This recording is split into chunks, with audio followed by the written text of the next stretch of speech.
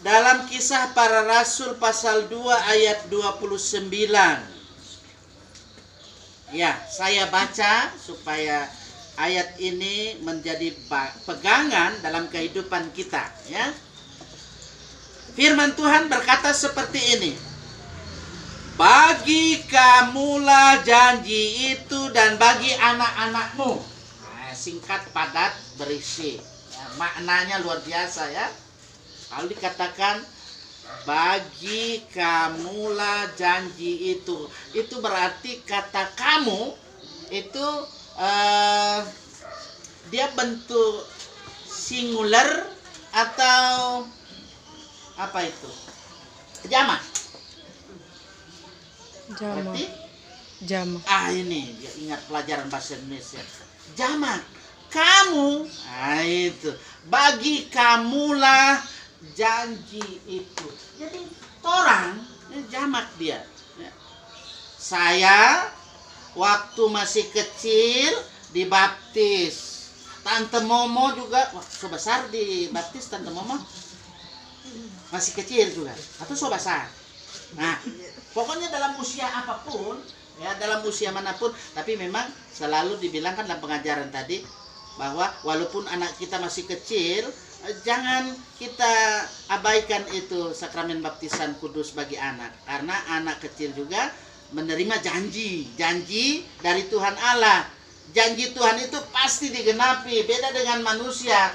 Gimana Pak? Kalau manusia berjanji, mana itu janji yang ada bilang, itu biasanya janjinya banyak yang palsu. Opa ingat itu. Jadi ada seperti itu. Tapi Tuhan itu berjanji pasti dia tepati. Nah, oleh karena itu ketahuilah dengan pelayanan sakramen baptisan kudus janji Allah itu digenapi. Ya. Ketika anak kita sudah dibaptis, anak kita ini sudah menerima berkat-berkat dari Tuhan.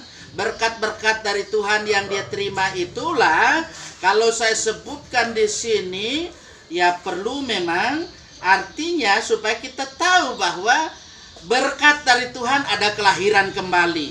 Nah, itu yang harus diingat itu, dilahirkan kembali. Bukan nanti masuk lagi ke rahimnya mamanya Kei lagi, tidak. Tapi anak kita belum tahu, makanya konsekuensi daripada baptisan anak adalah orang tua harus memberi contoh, menjadi teladan. Kemudian ketika sudah ada kelahiran kembali, ada pengampunan dosa. Dosa awal dari Adam dan Hawa itu sudah ditebus, ya, disucikan. Karena itu jangan lagi berbuat dosa, ya. Memang manusia itu selalu saja pikiran-pikirannya dosa. Padahal kita sudah berbuat baik pun orang berpikir, oh dia itu begini, dia itu begitu. Ya namanya manusia, mungkin karena mulut, dia punya mulut. Jadi seperti itu, karena dia punya pikiran. Yang pokok dalam hidup ini harus ada apa tadi? Kelahiran baru, ya. Dilahirkan kembali, kita menerima pengampunan dosa dari Tuhan. Ada karunia Roh Kudus, ya, ada karunia Roh Kudus. Jadi jangan nanti dikira jingkrak baru dibilang terima Roh Kudus, tetapi anak kita itu sudah menerima Roh Kudus.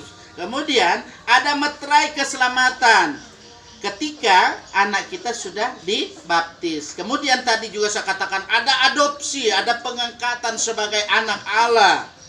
Itulah berkat-berkat yang diterima dalam kehidupan sebagai orang yang percaya kepada Tuhan. Ketika anak kita, cucu kita sudah dibaptis, dan termasuk kita yang rambut putih dibaptis waktu masih bayi atau sudah besar baru dibaptis, ya, no problem, tidak masalah. Yang penting jangan sampai tidak, ya, kita dalam kehidupan ini ingat bahwa jangan nanti pikir saya sudah dibaptis saya pasti masuk surga, tapi kelakuannya masih kelakuannya tidak betul. Ingat itu bisa hilang itu meterai itu, gitu?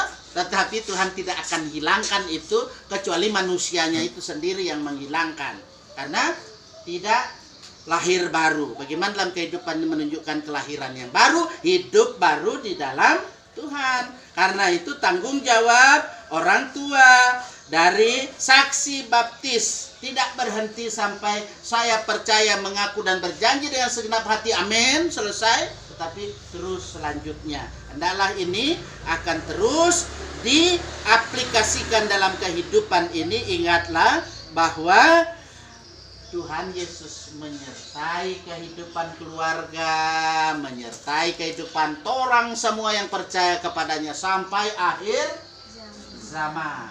Katakan amin. Mari kita berdoa.